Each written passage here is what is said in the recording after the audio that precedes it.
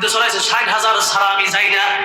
কেন? কারণ হচ্ছে মাহফিল কমিটির কারণে। কারণ একটা কথা কয়ে দিই, আচ্ছা হুজুর দেখেন, হুজুর আছে আপনার লাগে মাহফিলটা নিছি, আপনার কোনো বাজেট করছি? আমি কিন্তু বাজেট করি নাই। এই পিচ্ছি একটা বক্তাকে দাওয়াত দিতে ৬০,০০০ টাকা গোনা লাগবে, এবং শুধু ৬০,০০০ টাকা গুনলে হবে না, ফর্ম পূরণ করে আগে ১০ থেকে ১৫,০০০ টাকা জমা দিতে হবে, তারপরে মাহফিলের দাওয়াত গ্রহণ করবে। হ্যাঁ, বলছি আমাদের জনপ্রিয় বক্তা জুবায়ের আহমদ তাসরিফের কথা। এই কন্টাক্টের বিষয় নিয়ে বর্তমান সোশ্যাল মিডিয়া ভাইরাল, অনেক আলোচনা সমালোচনা। আমি ভিডিও বানাতে চাইনি, কিন্তু অনেকজনের রিকোয়েস্টে আজকের ভিডিওটি তৈরি করা। তো এই বিষয়টা নিয়ে কিছু অজানা তথ্য এবং কিছু বাস্তব চিত্র তুলে ধরবো, তাই রিকোয়েস্ট করছি না টেনে সম্পূর্ণ ভিডিওটি দেখবেন। আগে থেকে কেউ বাজে কমেন্ট করবেন, আগে সম্পূর্ণ ভিডিওটি দেখবেন, তারপরে আপনার যেটা মন চায় সেটাই কমেন্ট করতে পারেন।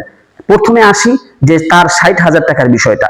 দেখেন, আপনার এই ৬০,০০০ টাকার বিষয়টা কোন জায়গা থেকে আসছে। সে প্রতি বছরে মাহফিলের সিজন যখন হয়, অর্থাৎ